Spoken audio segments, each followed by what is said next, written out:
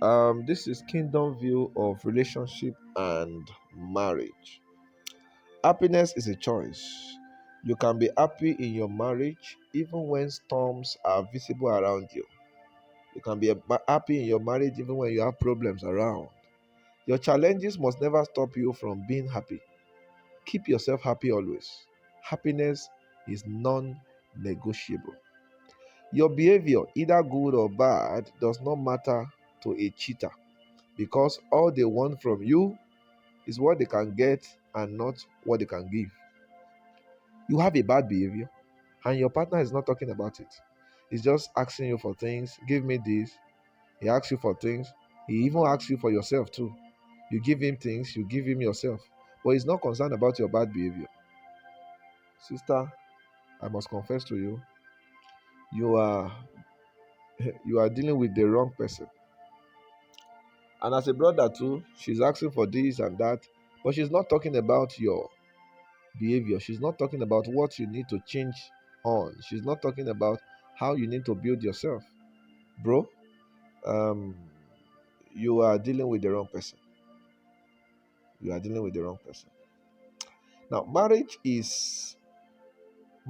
okay, the marriage pendulum does not swing to and fro.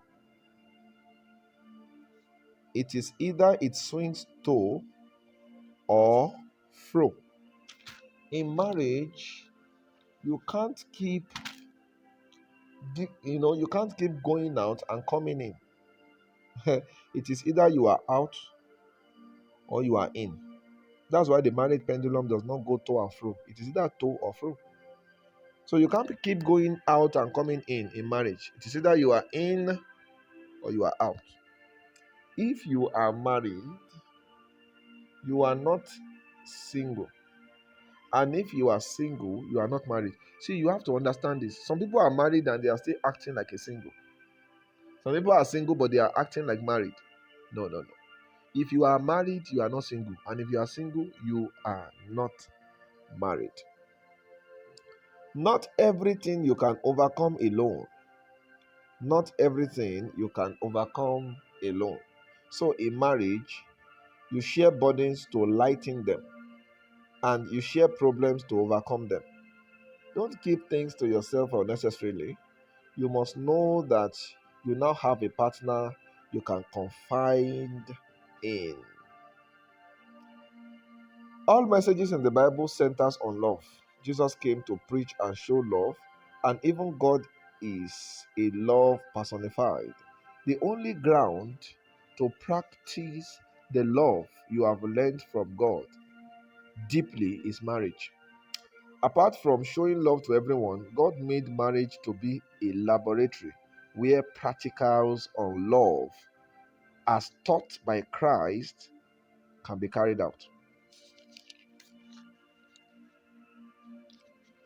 You can never find a perfect woman. You can only build your perfect woman. You can never find a perfect woman. You can only build your perfect woman. The same way you can never find the perfect man. You can only build your perfect man. Be a lover and not a fighter. Be a lover and not a fighter. If she is fire, then be water. And if she's water, uh, you understand. So one must submit to one. If two of you are shouting and gyrating and nobody is ready to submit, in that case, your marriage may suffer crisis. How you end your relationship with your ex really matters. It is possible you are into a relationship with some people, but due to some reasons, it may not lead to marriage. If that is the case, then ensure you end your relationship with that person in a peaceful way. There's a way you will end the relationship before marriage, and both of you will still be good friends. Don't start putting the life of your spouse into danger. No wonder some people end up having their faces spoiled with acid, all in the name of you took my husband, you took my wife. Avoid this embarrassment. Learn how to end relationship peacefully and with maturity so that you will not put your future partner into risk. Don't suddenly become a saint because of marriage. Why do you suddenly become a marriage counselor when you know you will soon propose? Stop the stop the pretense. Whatever changes that must occur in you must be true and genuine. If you are weak, let your partner know before marriage so that it won't destroy your home and make you look like a fool. So suddenly, because of marriage now, you have become a saint, acting holy and holy. You are holy. You are pious. You are sanctified. All those terms. It's good to be holy. It's good to be a saint, but provided you are not faking it. Don't fake it. Don't fake it. A faked life cannot give birth to a genuine marriage. So if you want a genuine marriage, live a genuine life. Be real to yourself and be real to others. Marriage is not a finished product, it is a raw material. If you have it, then refine it to make it a finished product. That is why different marriages appears to function differently because it is approached in diverse ways. How you make your cake will be different from how I will make mine. Yet we are both using flowers to make the same thing. Are you there? So let us find God's formula for our marriage. And once we find it, let's use it. Find God's formula for your relationship. And when you find it, use it. Not all marriage principles will work for you and with you. So stop trying to frustrate your partner.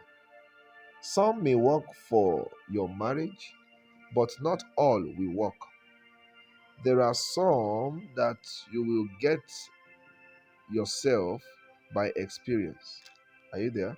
So there are certain things you will learn in about marriage by experience. Not everything you'll be taught.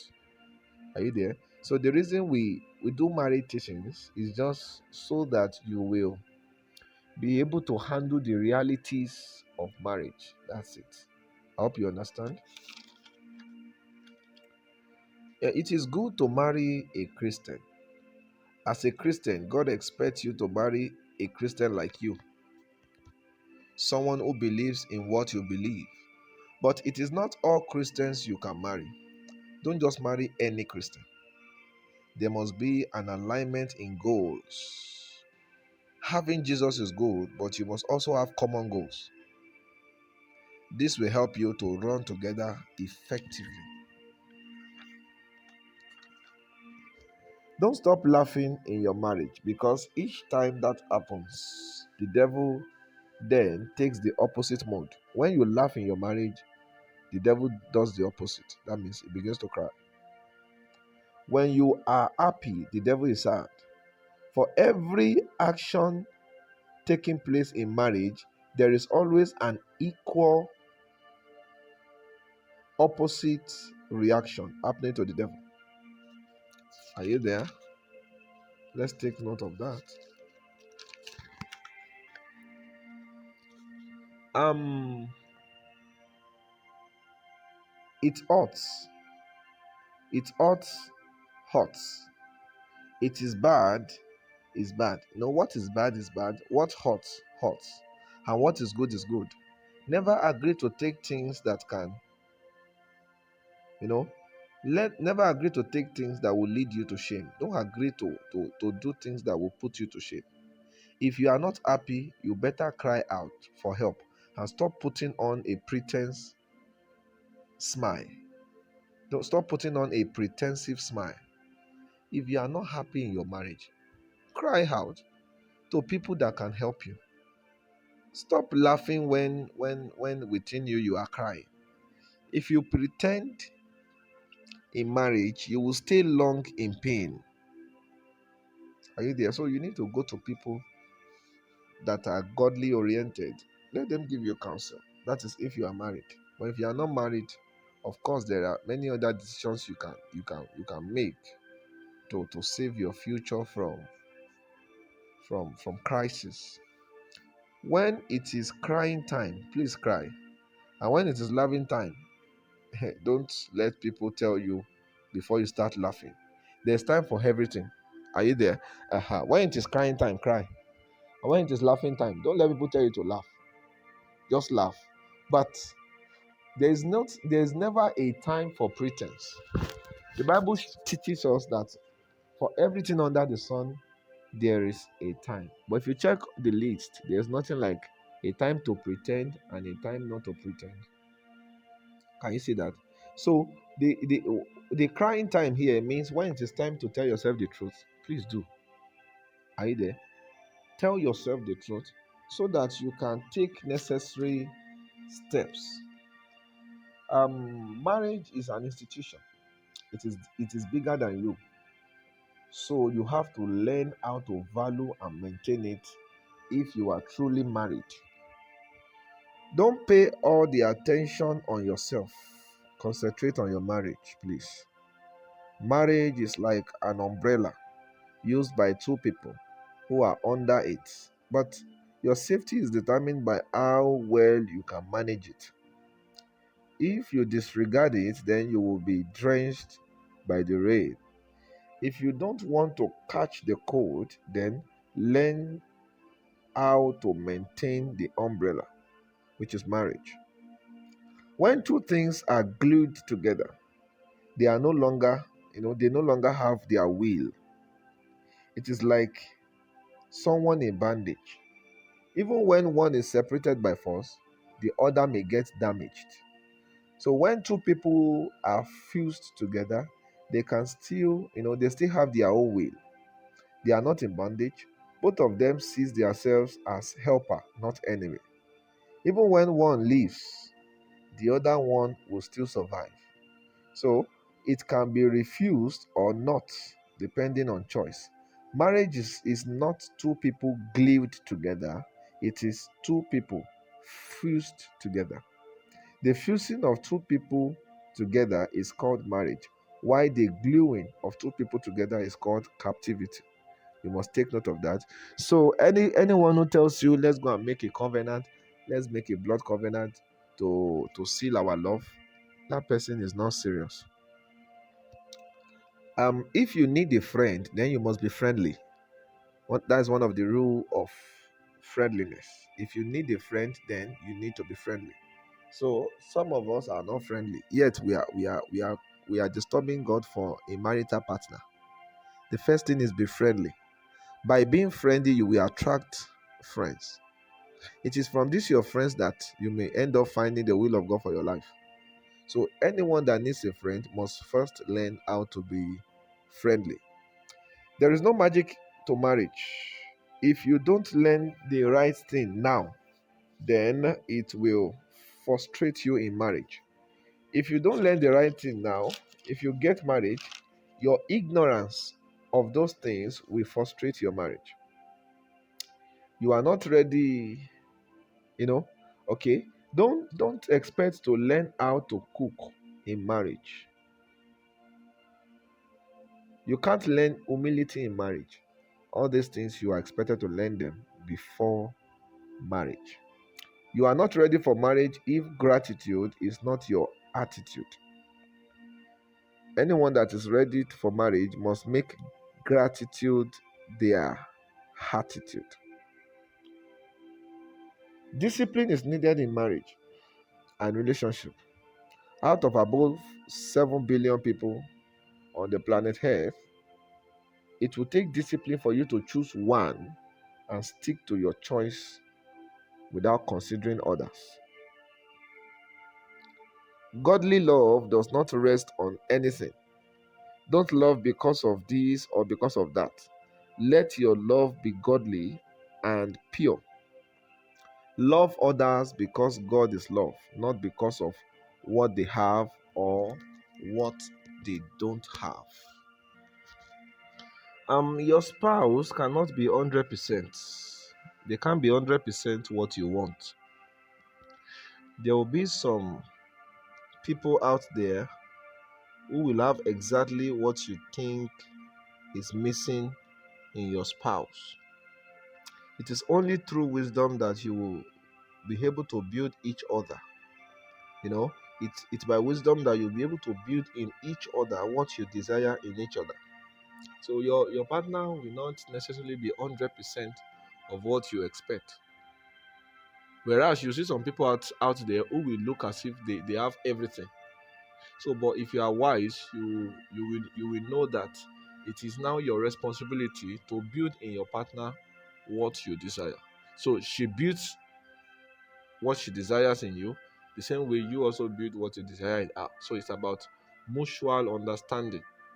This building is a mutual building. She builds, you build.